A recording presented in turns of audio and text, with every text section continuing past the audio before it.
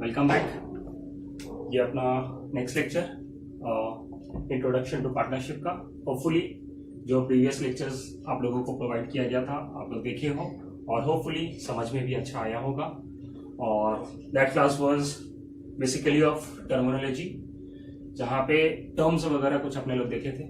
और फिर आज के दिन भी मोस्ट प्रोबेबली टर्म्स पे ही ज्यादा चर्चा होगा, क्योंकि पहले टर्म्स समझ में आ गया तो फिर आगे it will be easy to proceed. चलो ठीक है, तो व्हाई नॉट रिवाइज कर लेते पहले कि प्रीवियस क्लास में आपने लोग क्या किए थे, ठीक है ना। तो जैसे आप लोगों को याद होगा कि मिनिमम कितना पार्टनर्स थे अपने लोग। कोई भी पार्टनरशिप बिजनेस करने के लिए मिनिमम पार्टनर्स का रिक्वायरमेंट कितना रहता है, तो it is yes correct, it is 2 and maximum I said it is 50। मतलब 2 लोग या 2 लोग से ज्यादा, बट कितने लोग, 50 लोगों तक मिलकर कोई बिजनेस करेंगे तो वो बिजनेस जब करेंगे पार्टनर्स मिलकर तो उस बिजनेस को पार्टनरशिप फर्म बोलेंगे, ठीक है। जब तो एक बार नोट्स के टाइप का एक कुछ बना लेते हैं जो कि इजी रहेगा आप लोगों के लिए, और ये फ्यूचर में फिर आप लोग इसको नोट डाउन भी कर लेना ताकि ये याद रहेगा और रिवीजन करने के लिए इजी रहेगा। तो लेट अस मेक साथ में कि क्या है। सबसे पहले we saw that when 2 or more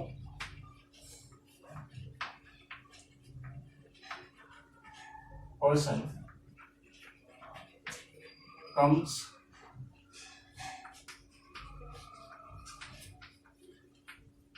together to do a business with a view to share profit or losses is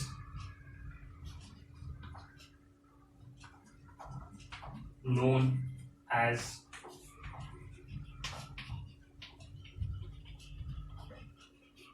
partnership, ठीक है। तो यहां पे इंपॉर्टेंट क्या है भाई, तो इंपॉर्टेंट यहां पे हम लोगों का ये है कि 2 इसका मतलब ही हो गया कि मिनिमम 2 लोगों का जरूरत है। कोई भी पार्टनरशिप करने के लिए मिनिमम 2 लोगों का रिक्वायरमेंट है। फिर उसके बाद और मोर, तो ये और मोर कितना जा सकता है, it can go up to 50, ठीक है। तो इसलिए क्यों नहीं यहां पे हम लोग एक पॉइंट और लिखे, that is minimum number of partners that is 2, ठीक है। इससे एक पॉइंट और बन जाएगा, that is maximum number of partners required is 50। मतलब 2 या 2 से ज्यादा लोग जब एक जगह इकट्ठा होते हैं, क्यों, to do a business, to do a comes together. ये इंपॉर्टेंट क्यों आते हैं भाई, to do a business, business करने के लिए आते हैं। तो सिर्फ बिजनेस करना पर्पस नहीं है, बिजनेस कर कर कुछ प्रॉफिट या लॉस कमाना। तो टू शेयर प्रॉफिट और losses is known as a partnership, ठीक है। अब जब 2 लोग आए और बिजनेस किए तो उसको बोलते हैं पार्टनरशिप। बट जो बिजनेस होता है, जहां पे बिजनेस करते हैं, जो बिजनेस जो है उसे हम लोग क्या बोलते हैं, बिजनेस पार्टनरशिप फर्म बोलते हैं उसको, ठीक है ना। तो एक पॉइंट और लिख लिया जाए,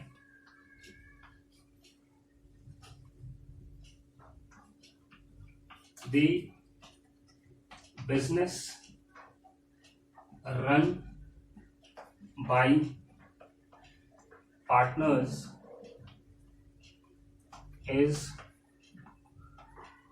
known as पार्टनरशिप फर्म। आए समझ में? मतलब क्या, जब जहां बिजनेस करते हैं, जो बिजनेस करते हैं पार्टनर्स मिलकर, तो उस बिजनेस को जो बोलते हैं, उस बिजनेस को बोलते हैं पार्टनरशिप फर्म। ठीक है। और जो पार्टनर्स मतलब कौन, जो बिजनेस कर रहे हैं, जो लोग मिलकर बिजनेस कर रहे हैं, उनको पार्टनर्स बोलते हैं। आ गया समझ में? जो पर्सन हुए, जो 2 या उससे ज्यादा, कितना ज्यादा, 50 तक, तो उन लोगों को पार्टनर्स बोलेंगे। और जो ये बिजनेस बना है, तो इस बिजनेस को हम लोग क्या बोलेंगे? पार्टनरशिप फर्म बोलेंगे। ठीक है। तो होपफुली आप लोग ये सब लिख रहे होंगे, और नहीं लिख रहे हो तो लिख लो एक बार। फिर उसके बाद या तो आप लोग पॉज करके भी लिख सकते हैं, और नहीं तो फिर मेरे साथ साथ जैसे ही हम लिखते रहे वैसे वैसे आप लोग लिखते रहना। ठीक है। तो इससे क्या होगा, अपना टाइम सेव होगा। तो अभी फिलहाल आप लोग शायद नहीं लिख रहे होंगे, तो आप लोग एक बार पॉज करके ये वीडियो को लिख सकते हैं। ठीक है। तो आगे हम प्रोसीड करते हैं। होपफुली आप लोग लिख लिए हो। ठीक है। तो आगे प्रोसीड करते हैं। और आगे नोट्स में क्या है, यहाँ पे पार्टनर्स हम लोग समझ गए, और उसके बाद मिनिमम नंबर्स, मैक्सिमम नंबर्स, और जो बिजनेस होता है उस बिजनेस को बोलते हैं पार्टनरशिप फर्म। ठीक है। और क्या देखे थे हम लोग, देखते हैं आगे। और क्या था, प्रॉफिट शेयरिंग रेशियो। ठीक है ना।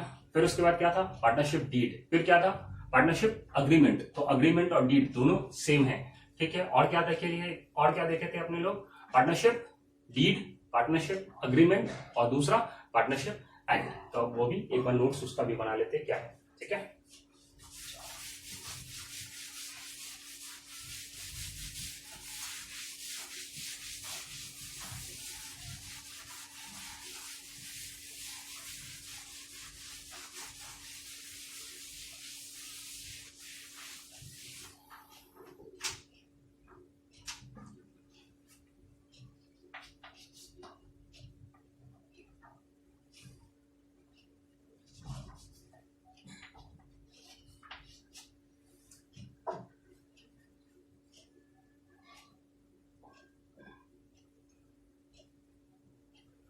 तो पार्टनरशिप डीड क्या होता है, ठीक है ना। The documents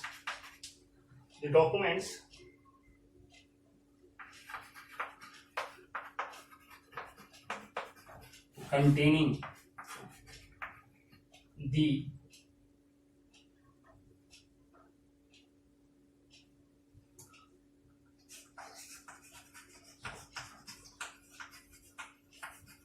partnership agreement among partners is known as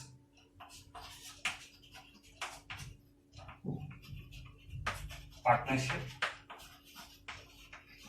deed। आए समझ में? क्या समझा कि the documents containing the partnership agreement among partners is known as partnership deed। मतलब क्या, मतलब पार्टनरशिप डीड का मतलब ये हुआ कि एक डॉक्यूमेंट्स जो कि कंटेन करता है, क्या कंटेन करता है भाई, तो पार्टनरशिप अग्रीमेंट, मतलब अग्रीमेंट को कंटेन करता है। क्या अग्रीमेंट हुआ है, क्या टर्म्स एंड कंडीशन सेट हुआ है, बट किसके बीच में, तो it is among the partners. जो पार्टनर्स लोग मिलकर जो टर्म्स और कंडीशन, जो अग्रीमेंट बनाए हैं, तो उस अग्रीमेंट को जब बनाते हैं तो उस अग्रीमेंट को बोलते हैं पार्टनरशिप डीड। आया समझ में? तो पार्टनरशिप डीड बोलो या पार्टनरशिप अग्रीमेंट बोलो, दोनों क्या है, दोनों सेम चीज है। ठीक है। अब ठीक है, क्लियर है अभी तक? उसके बाद अब क्या है, और इसके आगे हम लोग क्या देखे हैं, पार्टनरशिप डीड, पार्टनरशिप अग्रीमेंट दोनों सेम चीज है। पार्टनरशिप डीड बोलो या पार्टनरशिप अग्रीमेंट बोलो। ठीक है। आगे पार्टनरशिप एक्ट। अब पार्टनरशिप एक्ट क्या होता है, तो पार्टनरशिप एक्ट जो फॉर्म हुआ था वो हुआ था 1932। मतलब जब भी कोई भी पार्टनर्स मिलकर बिजनेस करते हैं तो उन लोग अपने हिसाब से टर्म्स और कंडीशन, अपने हिसाब से अग्रीमेंट बना सकते हैं, बट अगर अपने हिसाब से अग्रीमेंट नहीं बनाए हैं, अगर अपने हिसाब से अग्रीमेंट नहीं बनाए हैं और आगे चलकर किसी तरीके का प्रॉब्लम होता है, तो वो जो पार्टनरशिप फर्म है उसको किसके हिसाब से डील करना पड़ेगा? तो वो डील करेगा पार्टनरशिप एक्ट के हिसाब से। मतलब पार्टनरशिप एक्ट के हिसाब से, मतलब वो लॉ है जो पार्टनरशिप एक्ट के तहत, मतलब पार्टनरशिप अग्रीमेंट, पार्टनरशिप फर्म बनता है। मतलब पार्टनरशिप फर्म जो बनता है उसको रेगुलेट कौन करता है, मतलब सबसे ऊपर अथॉरिटी कौन है, किसके लॉ के मुताबिक वो फर्म चलता है? तो वो चलता है पार्टनरशिप एक्ट के हिसाब से। तो जो पार्टनरशिप फर्म जो बनता है, जो पार्टनर्स मिलकर जो पार्टनरशिप बिजनेस करते हैं, तो वो किसके हिसाब से करेंगे? वो करेंगे पार्टनरशिप एक्ट के हिसाब से। तो पार्टनरशिप में एक्ट लिखा हुआ है, रूल्स लिखा हुआ है, रेगुलेशंस लिखा हुआ है कि आपको कैसे फॉलो करना है, पार्टनर्स क्या क्या फॉलो करेगा, फिर उसका बिजनेस किस तरीके से चलेगा, तो वो सारा चीज लिखा रहता है पार्टनरशिप एक्ट में। आया समझ में? अब हम लोग पार्टनरशिप एक्ट पूरा नहीं पढ़ना है, हम लोगों को पार्टनरशिप एक्ट पूरा नहीं देखना है, उसके अंदर से कुछ प्रोविजंस, मतलब कुछ लॉ, मतलब उसके अंदर से कुछ पार्ट देखना है कि अगर कुछ पार्टनरशिप डीड नहीं बना हुआ है, पार्टनरशिप अग्रीमेंट नहीं बना हुआ है, और अगर कुछ मसला फंसता है, अगर कुछ मसला बीच में आ जाता है, कुछ मतलब प्रॉब्लम क्रिएट हो जाता है पार्टनर्स के बीच में, तो उसको सॉल्व कैसे करेंगे? तो उसको सॉल्व करेंगे हम लोग पार्टनरशिप एक्ट के हिसाब से। आया समझ में? तो इसके लिए एक पॉइंट पहले लिख लेते हैं हम लोग के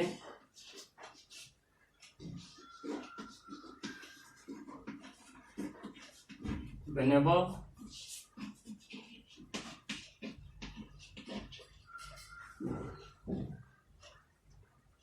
या फिर इससे पहले एक नोट और लिखेंगे,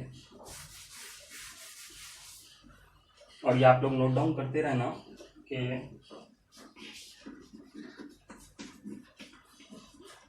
partnership deed need be in written और ओरल। मतलब क्या हुआ? जो डीड बनेगा, जो पार्टनर्स अपने बीच में टर्म्स और कंडीशंस सेट करेंगे, तो वो जो टर्म्स और कंडीशन सेट करते हैं उसको पार्टनरशिप अग्रीमेंट बोलते हैं या तो पार्टनरशिप डीड बोलते हैं। और ये जो पार्टनरशिप डीड है ये किस मोड में कैसा रहना चाहिए? तो ये या तो रिटन रहना चाहिए, क्योंकि लिख कर ये सब हम लोग एक जगह एक पेपर में बना लेंगे अग्रीमेंट, तो ये अच्छा होगा। तो वो रिटन भी हो सकता है और हो सकता है कि वो ओरली भी रहे, वो ओरल भी रहे, मतलब वो लिखा हुआ नहीं है, सिर्फ हम लोग अपने बीच में बात कर लिए कि हाँ भाई हम लोग ऐसे ऐसे फॉलो करेंगे, हम इतना प्रॉफिट लेंगे, आप इतना प्रॉफिट लेना, हम ये काम करेंगे, आप वो काम करना। तो ये सारा चीज मतलब ओरली बात हुआ। तो ओरली भी हो सकता है, या फिर बेटर क्या होता है? बेटर ये होता है कि कभी भी अग्रीमेंट बने तो वो किस में बने? वो रिटर्न बने। ठीक है, ये हुआ एक पॉइंट। अब इससे आगे आते हैं हम लोग पार्टनरशिप एक्ट के ऊपर। इसके लिए नोट लिखना कि whenever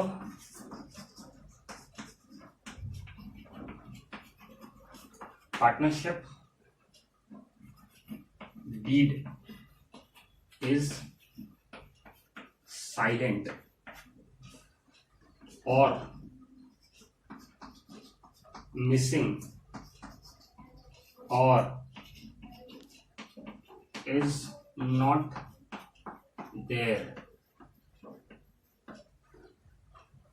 then follow the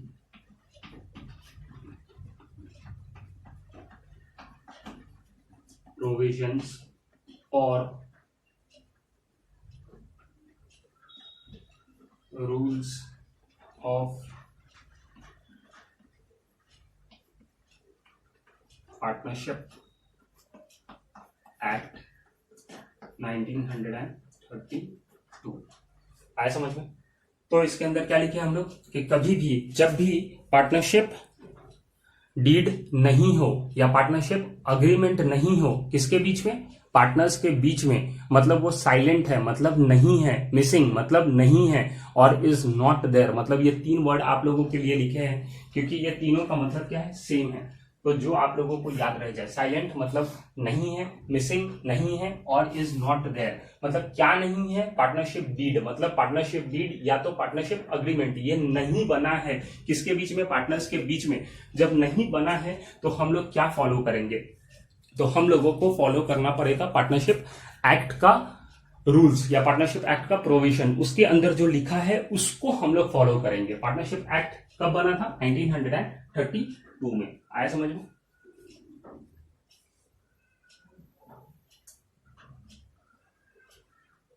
ठीक है, होपफुली ये भी आप लोग लिख लिए हो। अब आगे चलते हैं। हाँ, एक चीज और, जब पार्टनरशिप, जब फर्म बनता है, जब दो पार्टनर्स या उससे ज्यादा जब एक जगह मिलते हैं, क्यों मिलते हैं, बिजनेस करने के लिए। क्यों बिजनेस करते हैं, क्योंकि प्रॉफिट हो, प्रॉफिट कमाने के लिए। ठीक है, तो ये सब व्यू के लिए उन लोग एक जगह मिलते हैं और बिजनेस करते हैं। तो जो बिजनेस जहां पे करते हैं या जो बिजनेस है, उस बिजनेस को क्या बोलते हैं हम लोग, पार्टनरशिप फर्म। तो ये जो पार्टनरशिप फर्म है ये रजिस्टर्ड होना चाहिए। ठीक है ना, मतलब ये रजिस्टर्ड होना चाहिए। तो ये रजिस्टर्ड कहां होगा, तो रजिस्टर्ड कहां होगा ये आप लोग खुद ट्राई करो कि कहां होगा। मतलब पार्टनरशिप फर्म किसके तहत चलेगा, तो पार्टनरशिप किसके तहत चलता है, पार्टनरशिप एक्ट के तहत चलता है। तो जब पार्टनरशिप एक्ट के तहत चलता है तो इस चीज को रजिस्ट्रेशन लेना होगा। तो कहां रजिस्ट्रेशन लेना होगा, पार्टनरशिप एक्ट के हिसाब से रजिस्ट्रेशन पार्टनरशिप एक्ट में रजिस्टर्ड करवाना पड़ेगा। आए समझ में, किसको, पार्टनरशिप फर्म को। तो ये रजिस्ट्रेशन करवा भी सकते हैं और हम लोग नहीं भी करवा सकते हैं। बट महाराष्ट्र में इट इज कंपलसरी कि अगर आप पार्टनरशिप फर्म बनाते हो, पार्टनर्स मिलकर बिजनेस करना चाहते हो, तो आप लोगों को पार्टनरशिप एक्ट के हिसाब से आप लोगों को रजिस्ट्रेशन लेना पड़ेगा कि हाँ आप लोग मिलकर मतलब बिजनेस करना चाहते हो, तो इसको रजिस्टर्ड करवाना पड़ेगा। ठीक है, ये चीज याद रखना। आगे आते हैं। अब हम लोग को क्या देखना है, प्रोविजंस ऑफ पार्टनरशिप एक्ट। इसके अंदर क्या क्या है, मतलब कुछ पॉइंट्स है, वो पॉइंट्स पे हम लोगों को अब चर्चा करना है कि हाँ उसमें क्या है।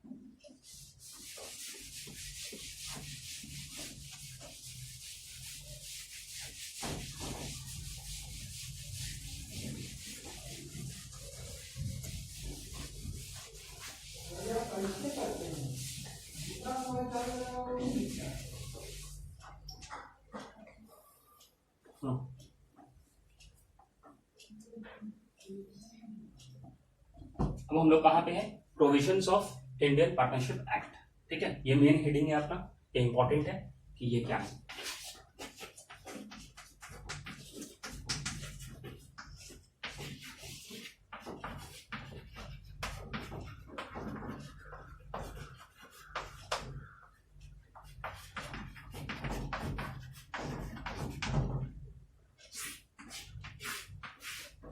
इसके अंदर का सबसे मेन पॉइंट, मतलब इसका सबसे पहला point, that is of distribution of profit.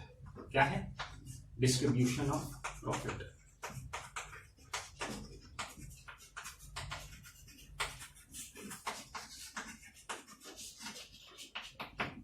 ठीक है, तो अब पहले तो हम मतलब समझाएंगे, उसके बाद यहाँ पे हम लोग नोट डाउन करेंगे क्या है नहीं है सब। तो इसके अंदर ये हम लोग को फॉलो कब करना है, पार्टनरशिप एक्ट का प्रोविजंस हम लोगों को कब देखना है, हम लोग यहाँ पे कब पहुंचेंगे, ये हम लोग तब पहुंचेंगे जब हमारे पास क्या नहीं रहेगा, हम पार्टनर्स के बीच में क्या नहीं बना रहेगा, हम पार्टनर्स के बीच में पार्टनरशिप डीड नहीं बना रहेगा या पार्टनरशिप अग्रीमेंट नहीं बना रहेगा। जब वो हमारे बीच नहीं रहेगा तो हम लोगों का अगर कुछ प्रॉब्लम होता है फ्यूचर में चलकर पार्टनर्स के बीच में, तो वो प्रॉब्लम कैसे सॉल्व होगा, वो प्रॉब्लम इसके तहत सॉल्व होगा। तो कहां कहां प्रॉब्लम आ सकता है, तो उसका जो इंपॉर्टेंट पॉइंट्स है वो इंपॉर्टेंट पॉइंट्स हम लोग देखने जा रहे हैं। जैसे हम लोग कुछ पार्टनर्स हैं, ये मिलकर हम लोग क्या कर रहे हैं, बिजनेस कर रहे हैं, ठीक है, और हम लोग अग्रीमेंट नहीं बनाए हैं अगर, तो हो सकता है कि फ्यूचर में जाकर हम चिल्ला चिल्ली करें और बोले कि नहीं हमको ज्यादा प्रॉफिट चाहिए, फिर आप बोलोगे नहीं हमको ज्यादा चाहिए, वो बोलेगा नहीं हमको ज्यादा चाहिए, तो अब किसको कितना ज्यादा कैसे मिलेगा। तो इस वजह से हम लोगों को कहां जाना पड़ेगा, हम लोगों को इसके तहत जाना पड़ेगा। फिर हम लोग तब जाके चेक करेंगे कि पार्टनरशिप एक्ट क्या बोलता है, वो क्या बताता है, तो वो आपको डिस्ट्रीब्यूशन ऑफ प्रॉफिट के बारे में क्या बताता है। तो ये आपको बताता है कि अगर पार्टनर्स के बीच में पार्टनरशिप डीड नहीं बना हुआ है, पार्टनरशिप अग्रीमेंट नहीं बना हुआ है, और अगर कुछ प्रॉब्लम आता है फ्यूचर में डिस्ट्रीब्यूशन ऑफ प्रॉफिट को लेके कि प्रॉफिट किसको कितना मिले, तो पार्टनरशिप एक्ट बोलता है कि आप लोग सबको इक्वली मिलेगा। है समझ में? मतलब इंपॉर्टेंट क्या मिला? इक्वली मिलेगा। अब एक एग्जाम्पल लेते हैं और हम लोग समझते हैं बात को कि क्या है। ये तो दो सिनेरियो लेते हैं हम, ठीक है। एक सिनेरियो लेते हैं जब हमारे पास क्या है, जब हम पार्टनर्स के बीच में क्या बना हुआ है, पार्टनरशिप डीड बोलो या अग्रीमेंट बोलो, तो ये बना हुआ है, पार्टनरशिप डीड इज अवेलेबल, मतलब ये है, ठीक है। किसके बीच में है? पार्टनर्स के बीच में है, तो ये हम लोगों का पहले से बना हुआ है। क्या बना हुआ है? Partnership deed. और एक हम लोग सिनेरियो ऐसा लेते हैं कि पार्टनरशिप डीड इज साइलेंट, मतलब हम लोगों के बीच में पार्टनरशिप डीड नहीं है, हम लोगों के बीच में अग्रीमेंट नहीं बना हुआ है। ये एक सिनेरियो है। दो सिनेरियो ले रहे हैं हम। एक तो ले रहे हैं सिनेरियो कि हम लोग पार्टनर्स है, हम लोग बिजनेस करना चाह रहे हैं और हम लोगों के बीच में क्या बना हुआ है? अग्रीमेंट बना हुआ है। और एक सिनेरियो ले रहे हैं कि हम लोगों के बीच में अग्रीमेंट नहीं बना हुआ है। आया समझ में? अब यहाँ पे एक हम सिनेरियो लेते हैं कि मान लो हम लोग बिजनेस कर रहे हैं, ठीक है ना, और बिजनेस किए तो क्या होगा? जाहिर सी बात है, या तो प्रॉफिट होगा या तो लॉस होगा। तो सब क्या चाहेगा? प्रॉफिट हो। तो मेरा एग्जांपल भी प्रॉफिट का रहता है। मान लो यहाँ पे प्रॉफिट का रहेगा। एग्जांपल में मान लो प्रॉफिट हुआ, profit is of rupees, profit is of rupees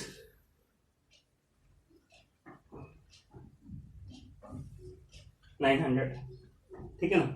profit is of rupees 900 और हम लोग बिजनेस में जो है, तो यहाँ पे हम लोगों का अग्रीमेंट बना हुआ था और ये अग्रीमेंट में ये लिखा हुआ था कि हम लोगों को जो प्रॉफिट मिलेगा वो किस हिसाब से मिलेगा। तो मान लो मेरे दोनों सिनेरियो में कितने लोग पार्टनर्स है, पहले वो तो इंपॉर्टेंट है, वो देखना। तो यहाँ पे हम लोग मान के चलते हैं कि दो पार्टनर है, मतलब एक ए है और दूसरा बी है। ये दोनों क्या है? पार्टनर है। आए समझ में? ये दोनों पार्टनर है और मेरे केस में ये लिखा हुआ है, चलो यहाँ पे 900 के बजाय हम 1000 ले लेते हैं, ठीक है। 1000 रुपीज प्रॉफिट हुआ। तो अब ये प्रॉफिट किसको मिलेगा? ए को मिलेगा और किसको मिलेगा? बी को मिलेगा। पर मसला ये है कि यहाँ पे कितना मिलेगा, मतलब हम लोगों को फाइंड आउट कर रहे हैं कि कितना मिलेगा। तो हम लोग पहले देखेंगे कि भाई हम लोग दोनों के बीच में क्या बात हुआ था, हम लोग कितना लेंगे प्रॉफिट। तो यहाँ पे पहला सिनेरियो अपना क्या है? पहला सिनेरियो है जहां पे डीड अवेलेबल है, मतलब अग्रीमेंट बना है अपना। तो अग्रीमेंट बना है और वहां पे लिखा हुआ है कि अपना प्रॉफिट शेयरिंग रेशियो जो होगा वो होगा 3:2। 3:2 का मतलब क्या हुआ कि ए को, मतलब जितना भी प्रॉफिट होगा उसका 3:2 के रेशियो में उस प्रॉफिट को डिस्ट्रीब्यूट करेंगे। किसके बीच में? ए के बीच में और बी के बीच में। मतलब यहाँ पे ए और यहाँ पे बी।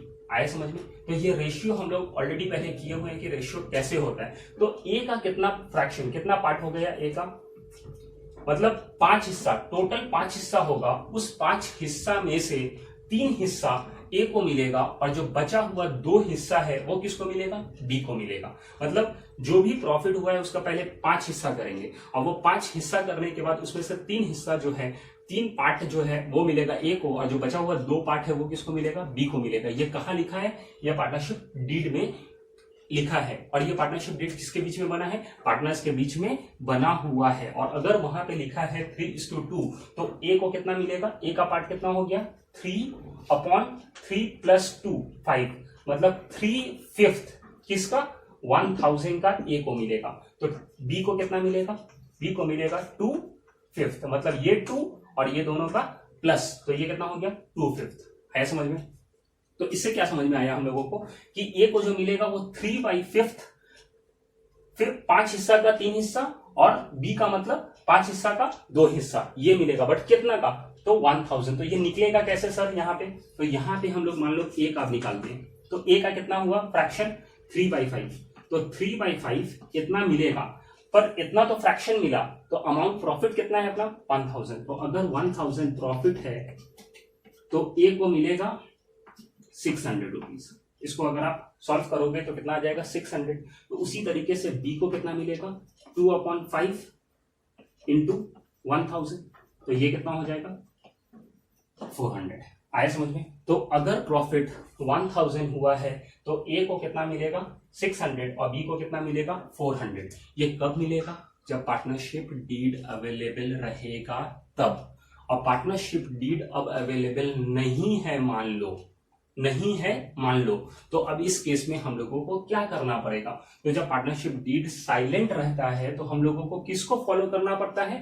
पार्टनरशिप एक्ट को। और पार्टनरशिप एक्ट में क्या लिखा हुआ है डिस्ट्रीब्यूशन ऑफ प्रॉफिट को लेके कि अगर पार्टनरशिप डीड नहीं है, अगर पार्टनरशिप अग्रीमेंट नहीं है, तो आपको जो प्रॉफिट देना है या जो प्रॉफिट शेयर करना है पार्टनर्स के बीच में वो होगा इक्वली।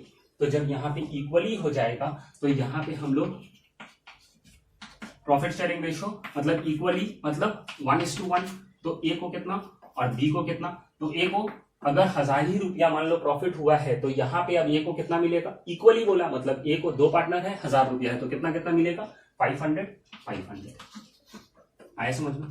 तो देख लो, अगर अग्रीमेंट रहता तो वहां पे जो हम लोगों के बीच में हुआ था अग्रीमेंट, उस हिसाब से 600 मिलता और 400 मिलता। बट ये अवेलेबल नहीं है और कुछ झगड़ा होने लगा या फिर कुछ प्रॉब्लम होने लगा, तो हम लोगों को फॉलो करना पड़ेगा पार्टनरशिप एक्ट। और वहां पे बोलता है कि भाई कुछ हम नहीं सुनेंगे, हम नहीं जानेंगे, आपको इक्वली मिलेगा। तो ये भी 500 लेगा, ये भी 500 लेगा। इक्वली का मतलब क्या हुआ 1:1। अगर इसी हिसाब से इसको सॉल्व करना चाहे तो कैसे करेंगे वो देख लो एक बार। देखो 500 यहाँ पे भी आएगा, बट कैसे आएगा? 1:1 मतलब ए का कितना पार्ट हो गया 1/1 + 1 मतलब 2, मतलब ये फ्रैक्शन में इतना हो गया हाफ, मतलब हाफ मिलेगा। कितना का हाफ मिलेगा? किसका हाफ? 1000 का। तो ये 1000 यहाँ पे ले लेंगे, तो ये कितना आ गया 500। उसी तरह से बी का कितना फ्रैक्शन है 1/1 + 1 2, तो ये हो गया हाफ। और ये इसमें भी कितना प्रॉफिट है? टोटल प्रॉफिट कितना है? तो 1000, तो 1000 का टोटल प्रॉफिट उसका हाफ, तो इसको भी 500। तो यहाँ पे इसको 500, इसको 500। आया समझ में? तो यहाँ पे हम लोगों को ये देखने मिला कि डिस्ट्रीब्यूशन ऑफ प्रॉफिट जो रहेगा किसके हिसाब से? पार्टनरशिप एक्ट के हिसाब से। दैट विल बी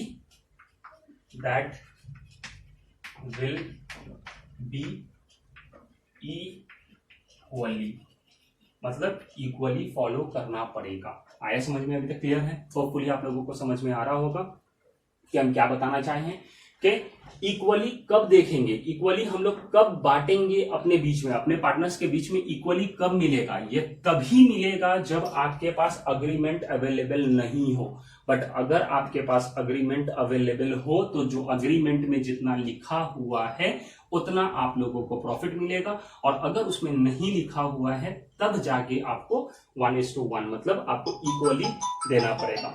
आया समझ में? क्लियर है? चलो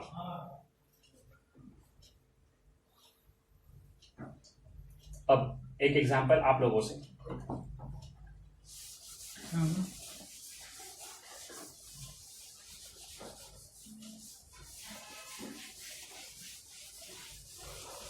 ब्लैक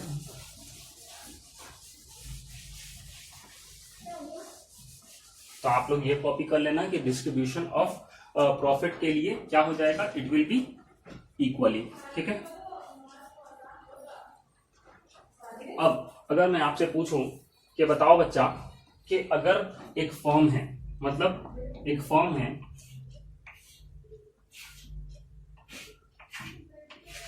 ये एक फर्म है, इस फर्म का क्या नाम हो जाएगा? और यहाँ पे ये जो फर्म है ये किसका फर्म है? ये है ए का और ये है बी का। मतलब ए और बी दोनों मिलकर एक बिजनेस कर रहा है और उस बिजनेस का नाम रखा है ए बी एंड कंपनी। ठीक है? A B and company. तो ये जो ए और बी है इसको हम लोग क्या बोलते हैं? इसको बोलते हैं पार्टनर्स। और ये जो है, ये जहां बिजनेस हो रहा है इसको क्या बोलते हैं? तो इसको बोलते हैं पार्टनरशिप फर्म। सर ये तो हम लोगों को पता है, तो बस पता है तो अच्छा है ना, हम तो सिर्फ बस ऐसे ही आप लोगों को अभी तो एग्जाम्पल सेट कर रहे हैं, सिर्फ हम बता रहे हैं, उनको तो ये पूछना ही नहीं था, ये तो आप लोगों को पता है ऑलरेडी, इससे आगे का पूछना है। तो ये ए और बी दोनों मिलकर एक बिजनेस कर रहा है, और उस बिजनेस जहां पे वो लोग करता है बिजनेस, तो उस बिजनेस को बोलते हैं पार्टनरशिप फर्म। जो ये दोनों पार्टनर्स है, जो दोनों लोग हैं, उसको क्या बोलते हैं? पार्टनर्स बोलते हैं। ठीक है, तो हमको पूछना ये है कि ये दोनों के बीच में एक अग्रीमेंट बना हुआ था, एक अग्रीमेंट बना हुआ था,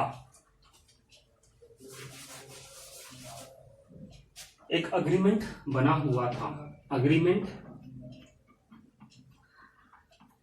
इज देयर, मतलब अग्रीमेंट है, और अग्रीमेंट है वहां पे प्रॉफिट शेयरिंग रेशियो बताया हुआ है कि रहेगा 2:3।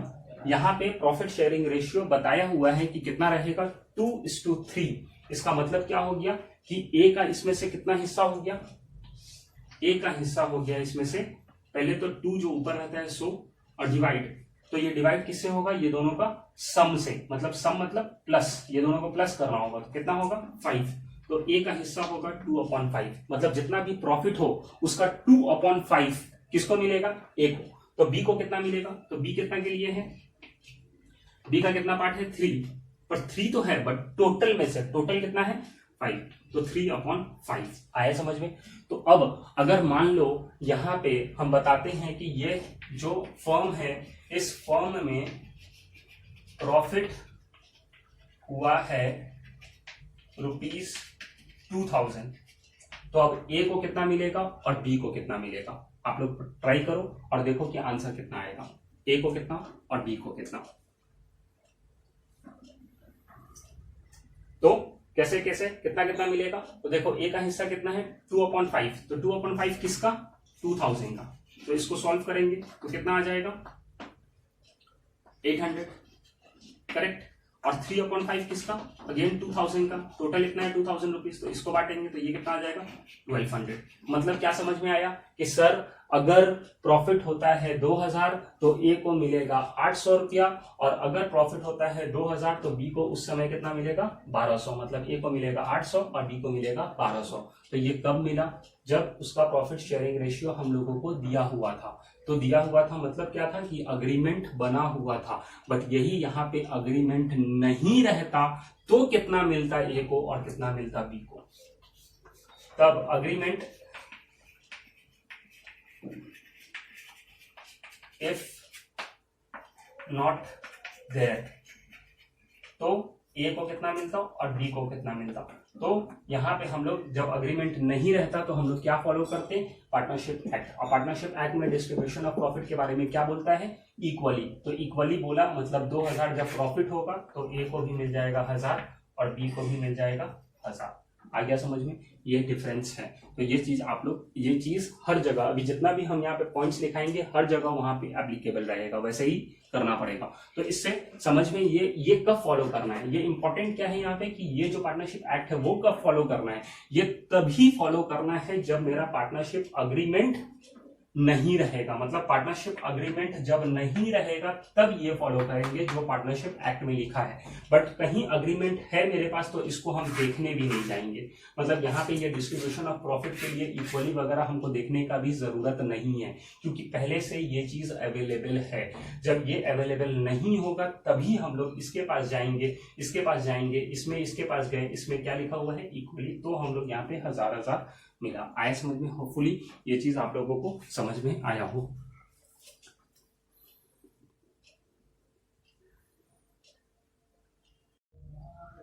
हाँ, तो क्या देखें हम लोग कि यहाँ पे डिस्ट्रीब्यूशन ऑफ प्रॉफिट, जब डिस्ट्रीब्यूशन ऑफ प्रॉफिट कब देखना रहेगा हम लोग को? मतलब पार्टनरशिप एक्ट हम लोगों को कब देखना है? पार्टनरशिप एक्ट तब देखना है जब अपने पास क्या नहीं रहेगा? पार्टनर्स के बीच में क्या नहीं रहेगा? पार्टनर्स के बीच में जब पार्टनरशिप डीड या पार्टनरशिप अग्रीमेंट नहीं रहेगा तो हम लोग पार्टनरशिप एक्ट देखेंगे। और उसके अंदर सबसे पहला पॉइंट देखे हैं कि डिस्ट्रीब्यूशन ऑफ प्रॉफिट। तो डिस्ट्रीब्यूशन ऑफ प्रॉफिट क्या रहेगा? It will be equally. मतलब पार्टनर्स के बीच में जो प्रॉफिट दिया जाएगा या लॉस शेयर किया जाएगा वो क्या रहेगा? इक्वली रहेगा। ठीक है, अब आते हैं हम लोग नेक्स्ट पॉइंट पे, that is interest on drawings.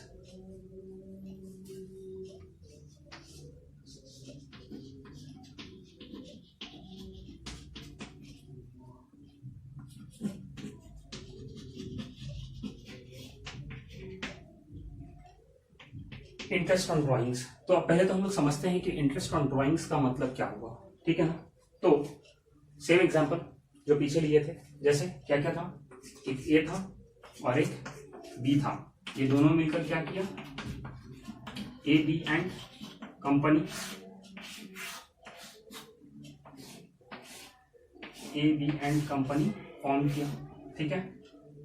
कौन कौन, एक ए और एक बी, ये दोनों मिलकर क्या किया, एक पार्टनरशिप फर्म बनाया जहां पे बिजनेस कर रहा है दोनों मिलकर, ठीक है। तो अब इंटरेस्ट ऑन ड्राइंग्स इसमें क्या है वो देखेंगे, पर उससे पहले हम लोग समझेंगे कि ड्राइंग किसको बोलते हैं, ठीक है। मतलब ड्राइंग्स किसको बोलते हैं, ड्राइंग्स का मतलब क्या। तो आपको पता होगा कि जब ए इस फर्म में पैसा लगाता है, जब बी इस फर्म में पैसा लगाता है, तो उस पैसे को जब लगाता है तो उस पैसे को क्या बोलते हैं हम लोग, उस पैसे को बोलते हैं कैपिटल। आया समझ में। तो इसी तरीके से जब ये फर्म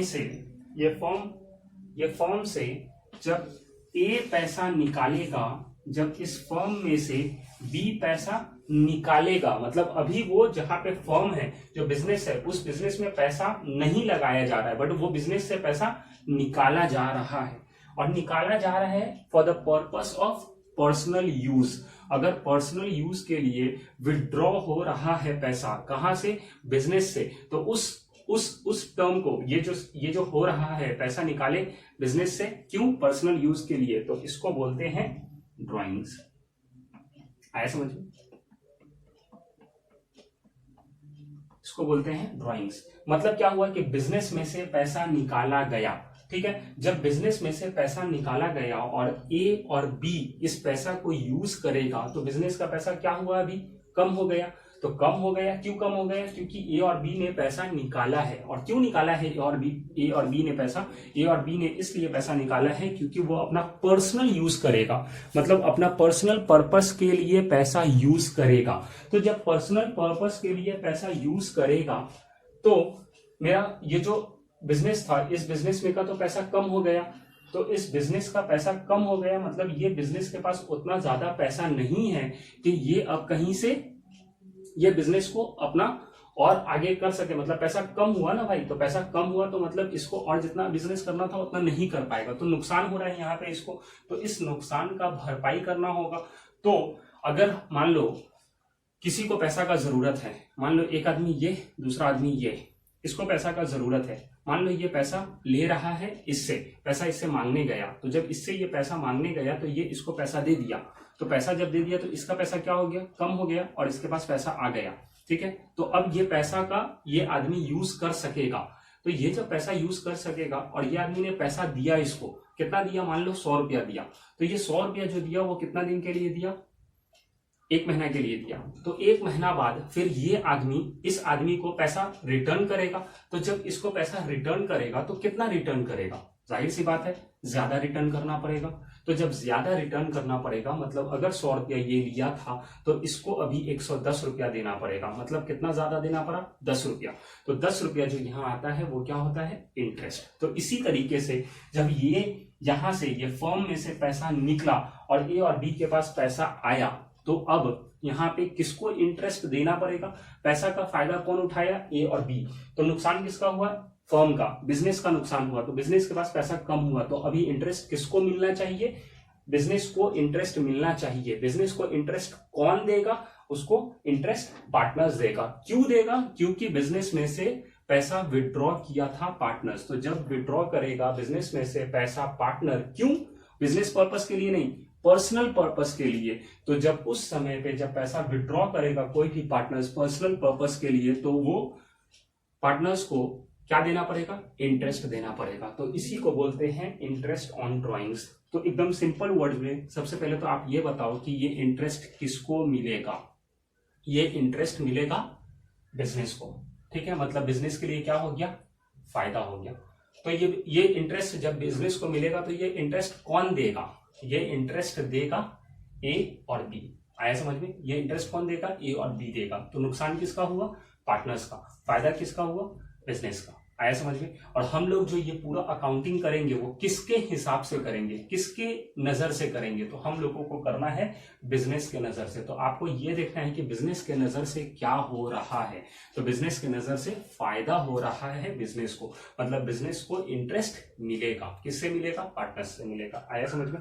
तो अब कितना मिलेगा? Interest on drawing. तो यहां पे बोलता है कि अगर आपको ड्राइंग के लिए डेट नहीं दिया हुआ है कि ये जो ए और बी, मतलब ये जो दोनों पार्टनर है, वो पैसा यहां से निकाला है और ये कब निकाला है ये नहीं बताया गया है।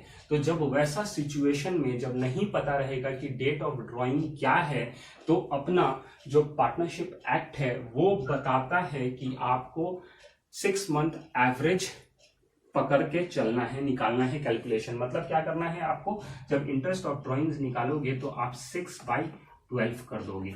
मतलब जो भी रेट दिया रहेगा, जो भी रेट दिया रहेगा उस रेट के हिसाब से आप इंटरेस्ट निकालोगे और वो इंटरेस्ट को 6/12 करोगे, मतलब एवरेज निकालोगे। आया समझ में? जैसे एक एग्जांपल में मान लो ए ने विड्रॉ किया है 1000 रुपीज।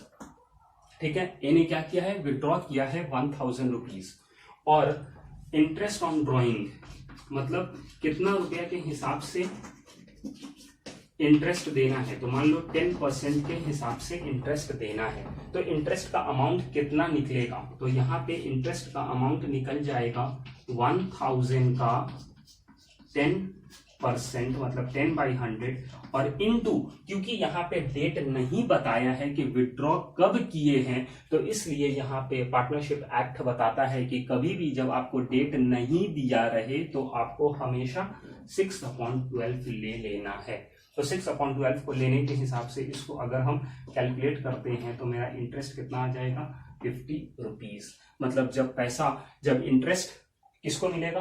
फर्म को मिलेगा, बिजनेस को मिलेगा। कौन देगा? ए देगा। कितना देगा? 50 रुपीज देगा। तो यहाँ पे हम लोगों को सीखने क्या मिला कि 6/12 हम लोगों को कंसीडर करना है। कब करना है 6/12? ये 6/12 हम लोगों को कंसीडर तब करना है जब डेट ऑफ ड्राइंग नहीं दिया रहेगा। आया समझ में? जब डेट ऑफ ड्राइंग नहीं दिया रहेगा तो हम लोग 6/12 कैलकुलेट करेंगे। ठीक है, तो अब इसको लिख लेते हैं।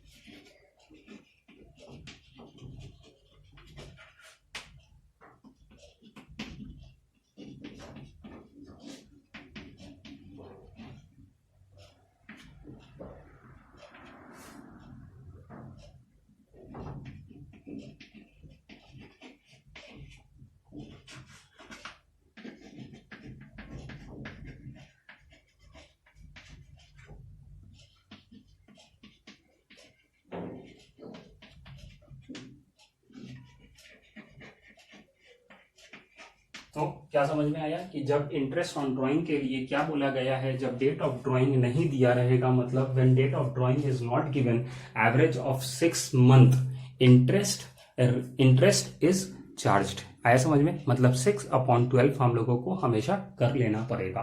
तो ये बताता है इंटरेस्ट ऑन ड्राइंग के केस में। तो इंटरेस्ट ऑन ड्राइंग के केस में अगर आपको डेट दिया हुआ है तो डेट से जब तक फाइनेंशियल ईयर है तब तक हम लोगों को डेज निकालना रहेगा और उस हिसाब से कैलकुलेशन होगा। बट डेट ऑफ ड्राइंग जब नहीं दिया रहेगा तो वहां पे हम लोग 6/12 करेंगे। आया समझ में? ये ऑलरेडी हम लोग क्लास 11 में भी ऐसा कुछ था, तो वहां पे हम लोग देखे थे सिंगल एंट्री में कि जब इंटरेस्ट ऑन ड्राइंग, मतलब जब ड्राइंग का डेट नहीं दिया रहता है तो इंटरेस्ट जब निकालते हैं तो हम लोग नॉर्मली 6/12 करते हैं, एवरेज लेते हैं 6 मंथ का। ठीक है, अब नेक्स्ट पॉइंट, दैट इज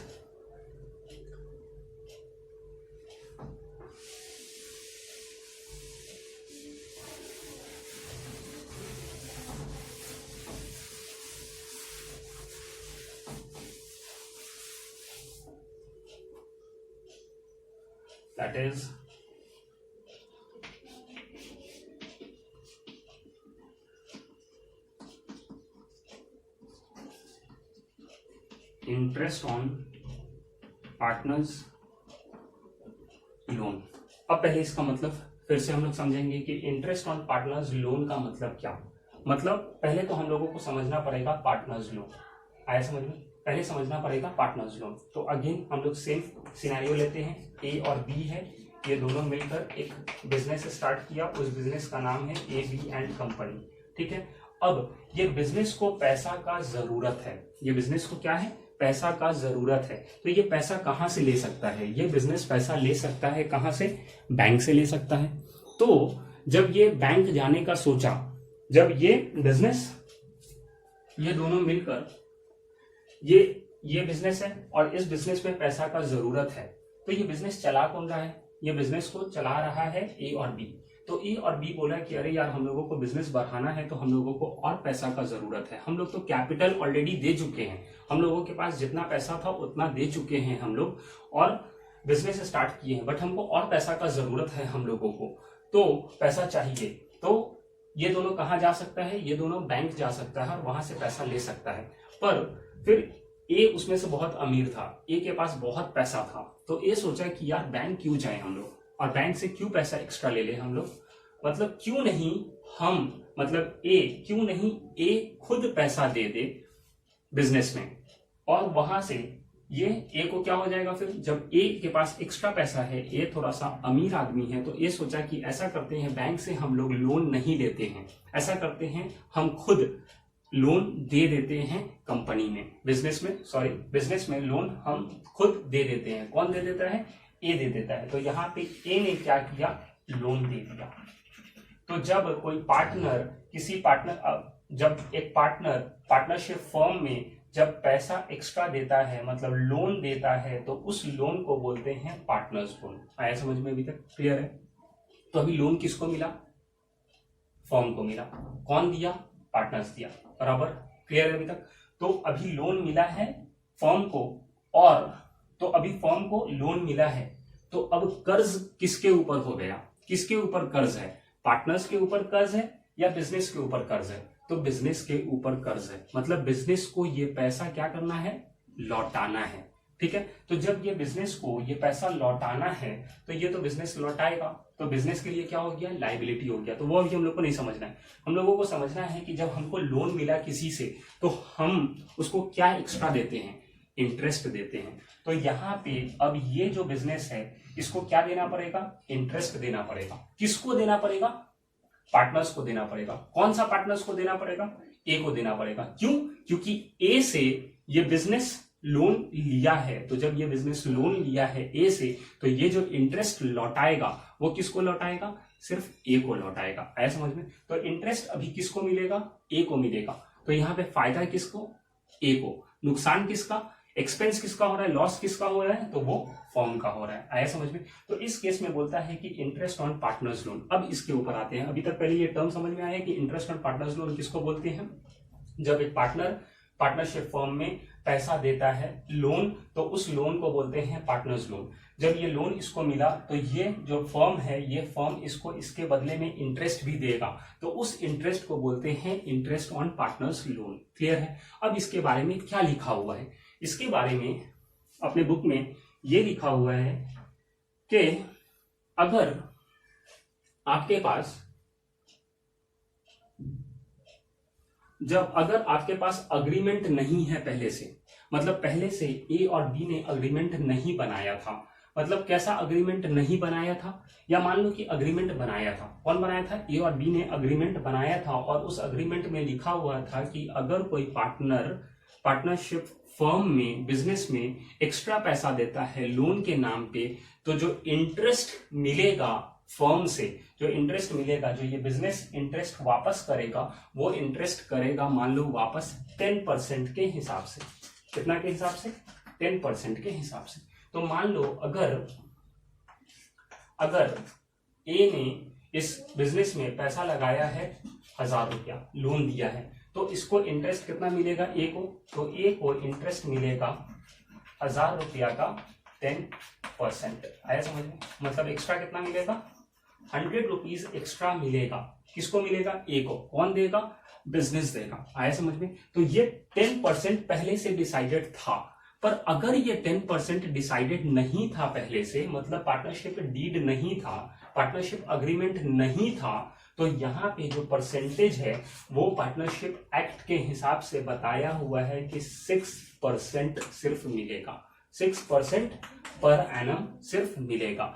मतलब ऐसा नहीं है कि जब अग्रीमेंट नहीं था, अग्रीमेंट नहीं है, अभी सिचुएशन ऐसा मानो कि अग्रीमेंट नहीं है और उसके बाद अब ए ने पैसा दिया, लोन दिया, तो ए को इंटरेस्ट मिलना चाहिए। तो जब ए इंटरेस्ट मांगने गया तो बोला कि हमको 20% दो, तो बोलेगा अरे यार 20% कैसे, मतलब इतना हम कैसे दे सकते हैं। 10% का बात हुआ था अपना ओरली हम लोग बात किए थे कि हाँ 10% देंगे, तो तुम 20% कैसे मांग रहे हो। तो यहाँ पे प्रॉब्लम आ सकता है। तो वहां पे अपने पास अग्रीमेंट नहीं है, हम किसी को दिखा नहीं सक रहे हैं, अग्रीमेंट साइलेंट है, मिसिंग है, तो हम लोगों को कहाँ जाना पड़ेगा, हम लोगों को पार्टनरशिप एक्ट में आना पड़ेगा। तो पार्टनरशिप एक्ट बताता है कि जब कोई इंटरेस्ट ऑन पार्टनर्स लोन का बात आया तो जो परसेंटेज मिलेगा वो कितना परसेंटेज मिलेगा, सिर्फ 6% मिलेगा। तो 6% के हिसाब से कितना पैसा आ जाता है, कितना पैसा मिला था 1000 रुपीज, 1000 का कितना परसेंटेज, 6%। तो ये 6% कितना आ जाएगा, 60 रुपीज। तो मतलब ये जो फर्म है ये ए को इंटरेस्ट कितना देगा, 60 रुपीज देगा। तो ये 6% हम लोग कब फॉलो करेंगे, तब फॉलो करेंगे जब हम लोगों के पास पार्टनरशिप डीड नहीं है। बट यही पार्टनरशिप डीड में मान लो 10 के बजाय 20% भी लिखा रहेगा तो हम लोग कितना दे देंगे, हम लोग ये जो फर्म है ये फर्म कितना इंटरेस्ट देगा, 20% ही देगा। मतलब जितना अगर लिखा हुआ है, अगर पार्टनरशिप डीड है वहां पे जितना भी परसेंटेज लिखा रहने दो उतना परसेंटेज मिल जाएगा। मतलब क्यों नहीं, 6% हो या उससे ज्यादा हो या उससे ज्यादा हो, 10 हो, 20 हो, 25 हो, जितना भी रहे उतना मिल सकता है। बट जब पार्टनरशिप डीड नहीं रहेगा तो उस समय पे 6% से ज्यादा नहीं मिलेगा। मतलब कितना मिलेगा, सिर्फ 6% मिलेगा। आया समझ में, क्लियर है। तो ये हो गया अपना इंटरेस्ट ऑन पार्टनर्स लोन। अब आते हैं दूसरा,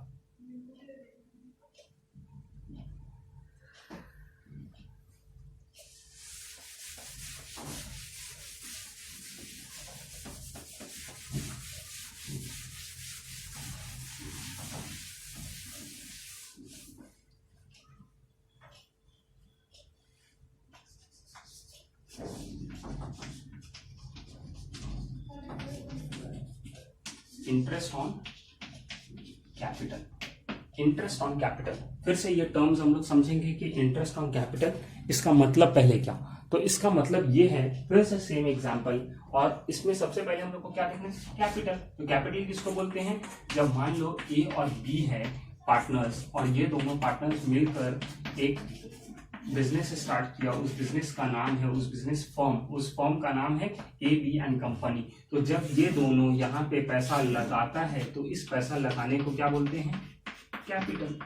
तो अभी पैसा कौन लगाया है बिजनेस में, ए और बी। तो अभी अब ए और बी का क्या कर्तव्य है कि इसके बदले में इन लोगों को क्या दे, इन लोगों को इसके बदले में इंटरेस्ट दे। तो इसी इंटरेस्ट को बोलते हैं इंटरेस्ट ऑन कैपिटल। तो यहाँ पे इंटरेस्ट ऑन कैपिटल किसको मिलेगा, पार्टनर्स को मिलेगा। कौन देगा, फर्म देगा। आया समझ में। तो फर्म के लिए क्या हो गया, नुकसान, पार्टनर्स के लिए क्या हो गया, फायदा। करेक्ट है, क्लियर है। तो इंटरेस्ट ऑन कैपिटल का मतलब समझ में आ गया। अब मान लो ए ने इस फर्म में 1000 रुपीज लगाया, ठीक है। ए ने कितना लगाया, 1000। तो अब बोला कि हमको इंटरेस्ट चाहिए। तो इंटरेस्ट चाहिए तो उसके लिए भाई कितना इंटरेस्ट, उसके लिए कुछ परसेंटेज होना चाहिए। तो वो परसेंटेज पहले फिक्स हो जाना चाहिए। वो कहाँ फिक्स हो जाता है, टर्म्स एंड कंडीशन में। वो टर्म्स एंड कंडीशन कहाँ रहता है, पार्टनरशिप डीड में। तो पार्टनरशिप डीड में अगर वो परसेंटेज है डिफाइन, पता है कि हाँ 10% के हिसाब से आपको इंटरेस्ट ऑन कैपिटल मिलेगा, तो 10% के हिसाब से ए को मिल जाएगा। पर अगर मेरे पास पार्टनरशिप डीड है ही नहीं, पार्टनरशिप अग्रीमेंट नहीं बना हुआ है, और फिर बाद में ए बोलता है कि हमको इंटरेस्ट दो कैपिटल पे, जो हम पैसा लगाए हैं उस पैसा पे हमको इंटरेस्ट चाहिए और हमको चाहिए 20%। ये कौन बोला, ए बोला। कब बोला, जब पार्टनरशिप डीड नहीं है तब बोला। तो यहाँ पे बी बोला कि अरे यार ऐसे कैसे, हम कैसे दे दे तुमको 20%। कैसे तुमको 20% मिल जाएगा, तो यहाँ पे फिर प्रॉब्लम क्रिएट होगा। तो जब भी प्रॉब्लम क्रिएट होगा तो कहाँ जाना पड़ेगा हम लोगों को, हम लोग जाएंगे पार्टनरशिप एक्ट में। और पार्टनरशिप एक्ट बोलता है कि जब इंटरेस्ट ऑन कैपिटल के ऊपर कोई बात हो तो यहाँ पे नॉट टू बी अलाउड, मतलब पार्टनरशिप एक्ट बोलता है कि आपको इंटरेस्ट ऑन कैपिटल नहीं मिलेगा, मतलब 0%, मतलब कुछ भी नहीं मिलेगा। कब नहीं मिलेगा, जब आपके पास पार्टनरशिप डीड में कुछ नहीं लिखा होगा तब। बट अगर पार्टनरशिप डीड बना हुआ है और वहां पे पहले से लिखा हुआ है कि 20% मिलेगा तो फिर 20% मिलेगा ए को। बट अगर वहां नहीं लिखा हुआ है और बाद में कोई प्रॉब्लम आता है तो पार्टनरशिप एक्ट बोलता है कि इंटरेस्ट ऑन कैपिटल नहीं मिलेगा, इंटरेस्ट ऑन कैपिटल नहीं मिलेगा, not to be allowed. Clear है? क्लियर? चलो अब दूसरा पॉइंट,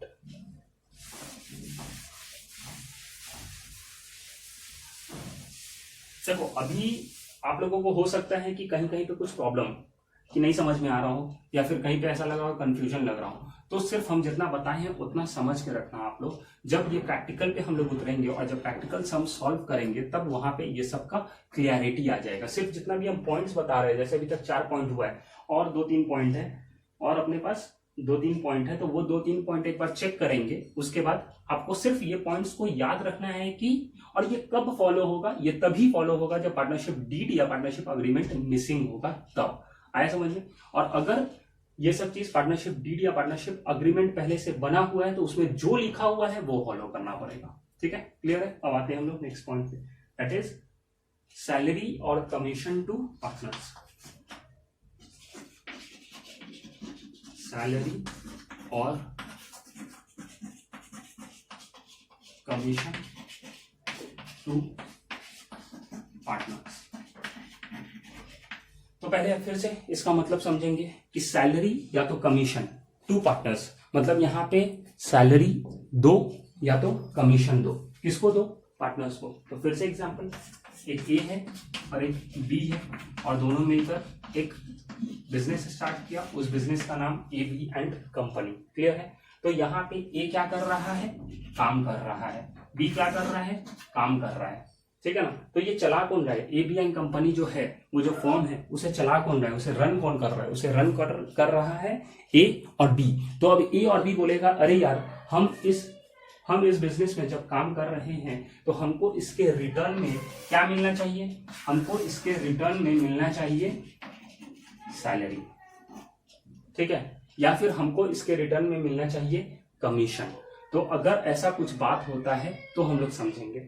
अब देखेंगे उसमें क्या लिखा हुआ है। तो सबसे पहले ये बताओ कि यहाँ पे सैलरी या कमीशन किसको मिलने का बात हो रहा है? ये बात हो रहा है पार्टनर्स को। पार्टनर्स को या तो सैलरी या तो कमीशन मिलेगा। कौन देगा? फर्म देगा। तो फर्म के लिए क्या हो गया? नुकसान। फायदा किसके लिए हो गया? पार्टनर्स के लिए। तो अब उसी के ऊपर बात करना है कि सैलरी और कमीशन टू द पार्टनर्स, इसके बारे में क्या।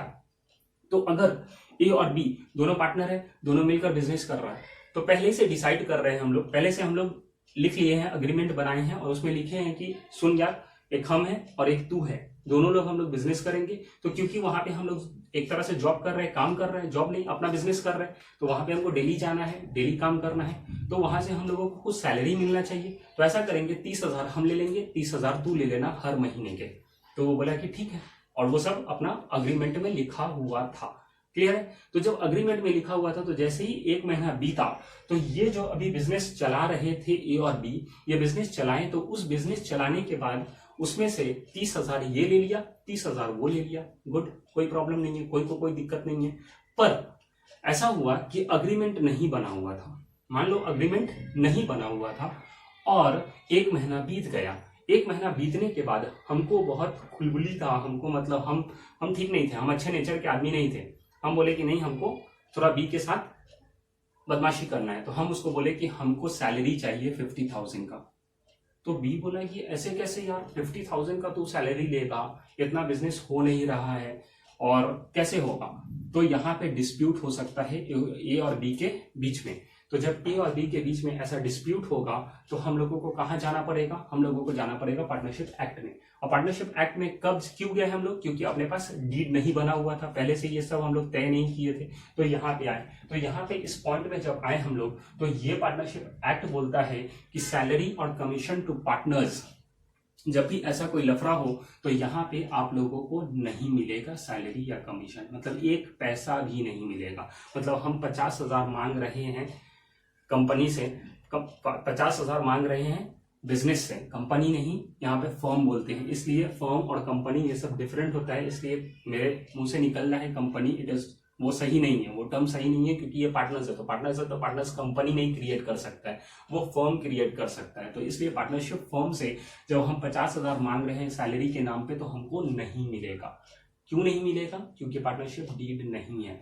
पर यही पार्टनरशिप डीड रहता और वहां पे लिखा रहता कि हाँ हम 50,000 लेंगे, और ये हम लोग ए और बी के बीच में तय हुआ रहता, तो हम 50,000 ले सकते थे।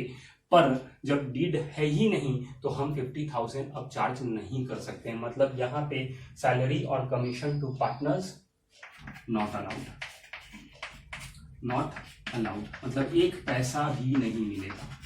आया समझ में। बट यही अग्रीमेंट या डीड रहता तो उसमें जितना लिखा रहेगा उतना पार्टनर्स निकाल सकता है, सैलरी और कमीशन के नाम पे पैसा ले सकता है। आया समझ में, क्लियर है। अब हम लोग दूसरा point,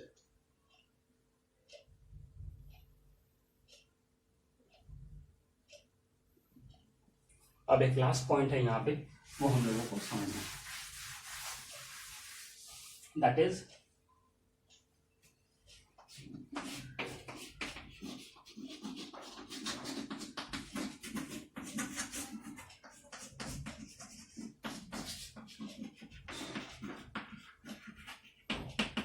admission of new partners. Admission of new partners मतलब मेरे एग्जाम्पल में अभी तक क्या था, सिर्फ मेरे एग्जाम्पल में, पहले इसका हम लोग टर्म समझेंगे एज यूजुअल, जैसे हम लोग अभी तक समझते आ रहे हैं। तो अपने एग्जाम्पल में ए और बी थे, ए और बी मिलकर क्या कर रहे हैं, एक बिजनेस, उस बिजनेस का नाम है A B and company. A B and company जो है इसको क्या बोलते हैं, पार्टनरशिप फर्म। इसको क्या बोलते हैं, पार्टनर्स। हम लोग अकाउंटिंग किसके हिसाब से करेंगे, किसके नजरिया से करेंगे, पार्टनरशिप फर्म के नजरिया से। ये सब बार बार हम जस्ट रिपीट कर रहे हैं, जस्ट बिकॉज फॉर कि आप लोगों को याद रहे, और ये बाद में आप लोगों को बहुत आसानी देगा, क्योंकि अगर ये सब चीज याद नहीं रहा तो बाद में कंफ्यूजन क्रिएट हो सकता है। तो इसलिए हम ये सब चीज बार बार आप लोगों को रिपीट करके बता रहे हैं, तो इसीलिए इरिटेट नहीं होने का जरूरत है, ठीक है। तो ए बी एंड कंपनी ये क्या है, फर्म, और हम लोग किसके हिसाब से अकाउंटिंग करेंगे, फर्म के हिसाब से अकाउंटिंग करेंगे। तो अब बात क्या है, अभी बात हम लोग यहाँ पे क्या है, तो ए और बी है, ए और बी मिलकर एक बिजनेस कर रहा है और बिजनेस बहुत अच्छा चल रहा है। तो ए और बी का एक दोस्त और था सी, या फिर मान लो कि सी था एक फ्रेंड, किसका, ए और बी का। तो सी को भी बहुत मन कर रहा है कि यार हम भी बिजनेस में इन लोग के साथ हम खुद इस बिजनेस में इन्वॉल्व हो जाए, हम भी इस बिजनेस में आ जाएं, ए बी एंड कंपनी में हम भी इस बिजनेस में ज्वाइन कर ले, ताकि क्या होगा, ये बिजनेस और अच्छा चल रहा है तो मेरा भी नाम होगा, हम भी कमाएंगे। तो ऐसा हो सकता है कि मान लो दो पार्टनर्स कोई भी मिलकर कर रहा है और कोई दूसरा आदमी देखा कि अरे यार कितना अच्छा बिजनेस कर रहा है, तो हम भी चाहेंगे कि हम भी पार्टनर बन जाए, ठीक है। तो ऐसा हो सकता है। तो ये तभी पॉसिबल है, मतलब अभी कौन आना चाह रहा है ये बिजनेस में, ये बिजनेस में कौन कौन है, पहले से ए है और बी है, ठीक है। पर अभी कौन आना चाह रहा है, सी आना चाह रहा है। तो सी तभी आ सकेगा, कब आ सकेगा, जब ए और बी दोनों राजी होंगे तब। मतलब ए बोलेगा ठीक है हमको कोई ऐतराज नहीं है, सी अपने बिजनेस में आ सकता है, बी बोलेगा हमको कोई ऐतराज नहीं है, सी आ सकता है अपने बिजनेस में। मतलब हम लोग तीनों लोग मिलकर बिजनेस करेंगे तब सी आ सकता है। मतलब ऐसा नहीं है कि अगर ए बोला कि नहीं हम सी को लाएंगे, सी आएगा बिजनेस में, और बी बोलता है कि सी नहीं आएगा, तो जब बी इफ अगर एक बार भी बोल दिया कि सी नहीं आएगा तो फिर सी नहीं आ सकता है। मतलब सी को आने के लिए जितना भी पार्टनर्स पहले से पार्टनरशिप फर्म में है, वो बिजनेस में है, तो वो सारे पार्टनर्स का रजामंदी होना चाहिए।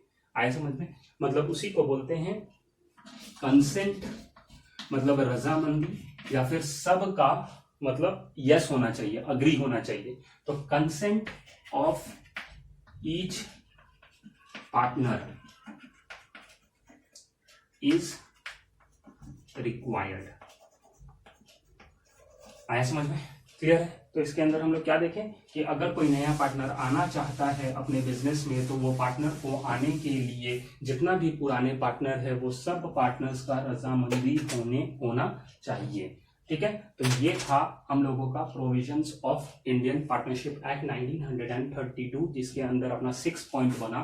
तो एक क्विक रिवीजन ले लेते हैं, ये 6 पॉइंट्स अपने लोग क्या क्या लिखे हैं। सबसे पहले जो अपना पॉइंट था that was related to distribution of profit. तो ये पहले तो सबसे पहला बात तो ये कि हम लोग ये जो प्रोविजंस है ये कब देखेंगे, ये हम लोग तब देखेंगे जब अपने पास क्या नहीं रहेगा, अपने पास पार्टनरशिप डीड नहीं रहेगा या फिर पार्टनरशिप अग्रीमेंट नहीं रहेगा। तो हम लोग ये सारा चीज को कंसिडर करेंगे, और ये सारा चीज कंसिडर करने में सबसे पहला चीज क्या आया, distribution of profit. Distribution of profit के अंदर क्या बोला गया कि डिस्ट्रीब्यूशन ऑफ प्रॉफिट बोला कि जब अग्रीमेंट नहीं रहेगा, जब डीड नहीं रहेगा, किसके बीच में, पार्टनर्स के बीच में, तो तब जो डिस्ट्रीब्यूशन करेंगे हम लोग प्रॉफिट का वो क्या करेंगे, इक्वली करेंगे। आए समझ में? दूसरा पॉइंट था इंटरेस्ट ऑन ड्रॉइंग्स। तो इंटरेस्ट ऑन ड्रॉइंग के केस में बताया गया है कि जब आपके पास डेट ऑफ ड्रॉइंग नहीं रहेगा कि पैसा कब निकला है बिजनेस से, कौन निकाला है, पार्टनर्स। क्यों निकाला है, पर्सनल यूज के लिए। तो ये डेट नहीं पता है, तो जब ये डेट नहीं पता रहेगा तो हम लोगों को एवरेज लेना है। कितना दिन का एवरेज, 6 मंथ का एवरेज लेना है, मतलब 6/12 करना है हम लोगों को कैलकुलेशन। ठीक है। तीसरा नंबर पे था इंटरेस्ट ऑन पार्टनर्स लोन। मतलब क्या था कि किसी पार्टनर ने फर्म में पैसा दिया, लोन दिया, तो वो फर्म से ये पार्टनर को क्या मिलना चाहिए, इंटरेस्ट मिलना चाहिए। ठीक है, तो इंटरेस्ट का जो लोन का इंटरेस्ट का जो रेट रहेगा, कितना इंटरेस्ट मिलना चाहिए, कितना परसेंटेज इंटरेस्ट मिलना चाहिए, अगर पार्टनरशिप डीड नहीं है, वहां पे नहीं लिखा हुआ है, तो पार्टनरशिप एक्ट बोलता है कि 6% इंटरेस्ट आपको मिल सकता है। किसको मिल सकता है, पार्टनर्स को। कौन देगा, फर्म देगा। कौन देगा, बिजनेस देगा। किसको देगा, पार्टनर्स को। कौन सा पार्टनर्स को देगा, जो पार्टनर ने उस बिजनेस में लोन दिया है। आइए समझ में? कितना परसेंटेज, 6%। गुड। फिर आता है interest on capital. Interest on capital मतलब क्या था कि जब कोई पार्टनर पैसा इन्वेस्ट करता है किसी बिजनेस में, तो उस बिजनेस से उसको रिटर्न में क्या मिलना चाहिए, इंटरेस्ट। तो वो जो इंटरेस्ट मिलेगा, तो वो इंटरेस्ट अगर पार्टनरशिप डीड में नहीं लिखा हुआ है कि कितना मिलेगा, तो यहाँ पे पार्टनरशिप एक्ट बोलता है कि आपको कुछ भी नहीं मिलेगा। ठीक है।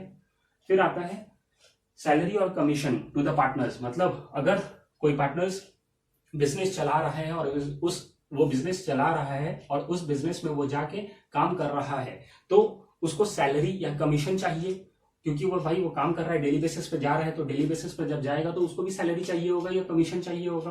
तो ये सैलरी और कमीशन तभी मिलेगा जब पार्टनरशिप डीड में कुछ लिखा होगा पहले से। बट अगर वहां पे कुछ नहीं लिखा हुआ है, तो पार्टनरशिप एक्ट बोलता है कि आपको ना सैलरी मिलेगा ना आपको कमीशन मिलेगा। किसको नहीं मिलेगा, पार्टनर्स को नहीं मिलेगा। कौन नहीं देगा, पार्टनरशिप फर्म नहीं देगा। हम लोग किसके हिसाब से अकाउंटिंग कर रहे हैं, पार्टनरशिप फर्म के हिसाब से, मतलब उसके हिसाब से फायदा या नुकसान वो हम लोग समझेंगे। तो जब हम लोग आगे समझ करेंगे तो इसका बहुत महत्वपूर्ण, बहुत इंपॉर्टेंस आएगा। ठीक है।